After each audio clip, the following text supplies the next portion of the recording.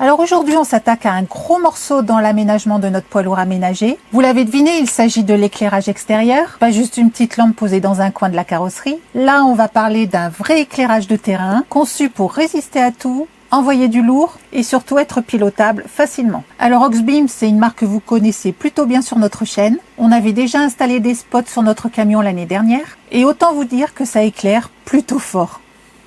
Donc aujourd'hui, on remet ça, mais avec une config plus propre, plus complète et surtout avec un vrai système de gestion centralisée. Alors au programme, 4 spots LED, 2 paires de la série XP Ultra 4,5 pouces et surtout un élément central nécessaire dans toute installation propre, un panneau de commande multifonction 8 circuits avec molette, le fameux knob Switch Panel.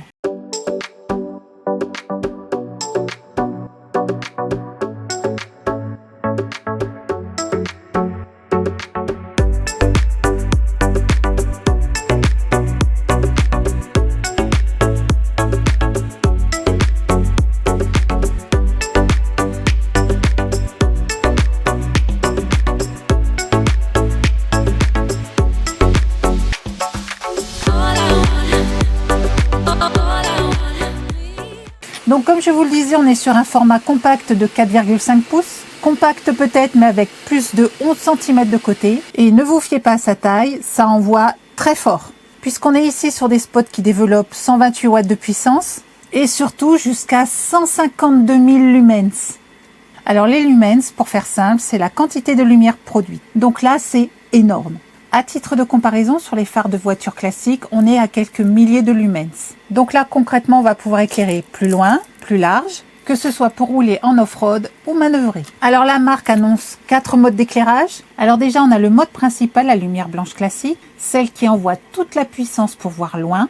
Ensuite, on a le mode DRL ambre, donc une lumière jaune-orangé beaucoup plus douce, dont on se servira la plupart du temps en éclairage de jour. Troisième possibilité, l'utilisation avec des caches colorées. Et quatrième possibilité, le dernier mode, c'est simplement la combinaison de tout ça. Vous pouvez mixer l'éclairage selon votre usage. Alors notons que lorsqu'on passe sur une lumière jaune-orangée comme celle-ci, elle devient beaucoup plus efficace dans certaines conditions, comme le brouillard, la pluie ou la poussière. Alors ce système est ultra simple à installer, puisqu'il est fourni avec un faisceau quasi tout prêt, et c'est beaucoup plus propre, beaucoup plus facile à installer, et surtout beaucoup plus fiable. Alors juste un petit point important à préciser, les relais d'origine présents sur le faisceau sont en 12 volts, donc si comme nous votre véhicule est équipé d'une installation en 24 volts, il vous faudra juste adapter les relais, que l'on trouve très facilement en ligne pour une dizaine d'euros, et ça prend 2 minutes à changer. Ces phares sont clairement faits pour durer. Déjà pour les lentilles, on est sur du polycarbonate, ce qu'on appelle du PC, donc un plastique très résistant, traité pour être anti-choc et anti-rayures. Ensuite,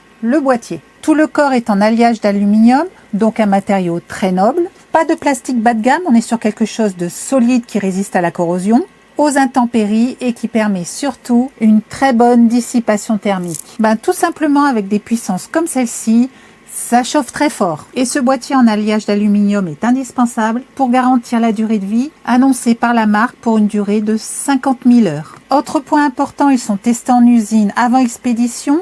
Et surtout, ils sont certifiés IP68. IP68, c'est une norme internationale qui définit le niveau de protection d'un appareil contre la poussière et l'eau. Le 6, c'est pour la poussière. Et là, c'est le maximum, rien ne rentre. Et le 8, c'est pour l'eau.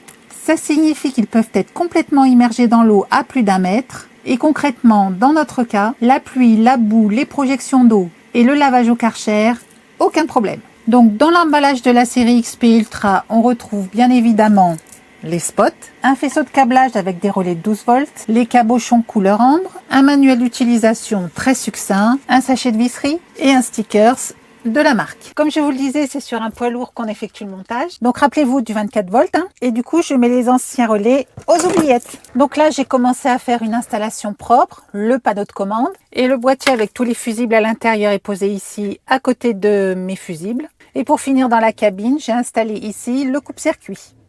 Donc toute la partie électrique est en place, propre et sécurisée. Alors au premier abord, ça pouvait paraître un peu compliqué. Quand j'ai ouvert le carton et que j'ai vu ces câbles, ces boîtiers, ces relais, je me suis dit « Ok, ça va être du sport ». Et en fait, pas du tout. J'ai commencé par poser le petit panneau de contrôle. J'avais le choix entre deux câbles, un d'1,50 m et celui-ci un peu plus long. J'ai choisi le plus court parce que mon installation s'y prêtait. Dessus, on y retrouve 2 connecteurs. Celui-ci à visser sur le boîtier de commande et celui-ci à connecter dans le boîtier porte-fusible. Alors les connecteurs sont différents, on ne peut quasiment pas se tromper. Et en suivant la notice, tout est bien fait, tout est bien expliqué. Ensuite, j'ai raccordé mon positif sur le coupe-circuit et je l'ai ramené jusqu'au boîtier porte-fusible. Quant au négatif, je l'ai ramené directement de la batterie au boîtier. Ensuite, j'ai raccordé mon câble accessoire sur un fusible qui est alimenté dès que le moteur est en route. Alors ici, nous avons les phares que j'ai posés ici juste pour les essais. Cela va me permettre de valider le fonctionnement avant de les installer là-haut à leur emplacement définitif. Alors pour commencer, on va s'intéresser aux feux DRL, ce sont les feux dits de jour. Ils permettent déjà d'être beaucoup plus visibles en journée et surtout en conditions compliquées. Et ensuite, on retrouve bien évidemment les longues portées.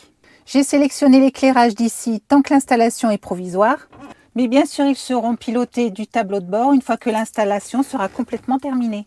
Alors pour l'instant, les seules fonctions que j'ai trouvées à partir du panel, c'est pour faire les appels de phare, allumer les longues portées en fixe, et j'ai même réussi à faire fonctionner un mode un peu particulier, les feux clignotants en utilisant la touche strobe.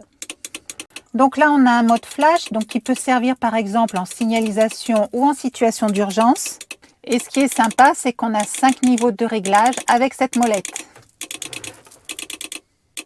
Donc on a la possibilité d'adapter l'éclairage vraiment selon nos besoins. Donc là, je continue tranquillement l'installation. Je termine le câblage à l'intérieur. Je finalise la pose des spots à l'extérieur.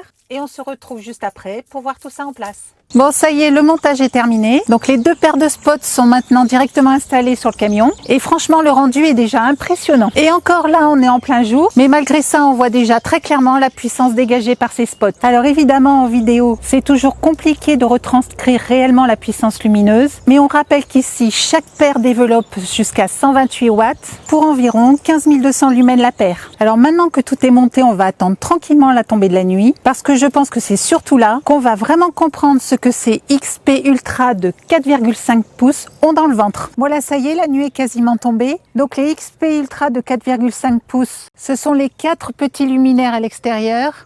Alors par contre, le petit détail qu'on a observé concernant les DRL des 4 petits XP, c'est que leur intensité lumineuse reste un peu plus faible que les autres éclairages Auxbeam déjà présents sur le camion. Et honnêtement, rien qu'avec les feux diurnes, ça donne un look beaucoup plus moderne au camion. Et là, installé dans le camion, feu de route allumé, honnêtement, ça éclaire fort, très fort même. Sur le panneau, on retrouve le bouton d'allumage et d'extinction des feux de route. Sur cette touche, le fameux effet stromboscopique. Et la vitesse des flashs est réglable à l'aide de cette molette. Cette touche alimentera tous les phares raccordés sur le panel. Cette touche permettra de régler l'intensité des phares de route. Et ces 2 touches de régler l'intensité lumineuse du panneau. Et la molette nous permet de régler la couleur de l'écran.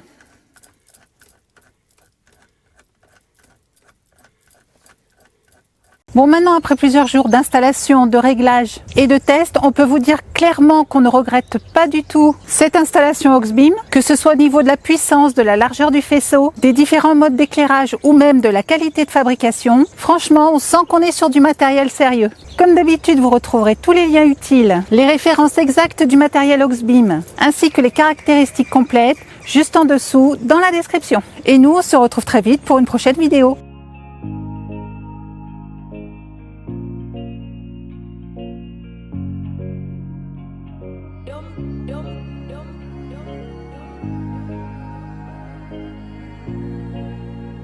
Don't be a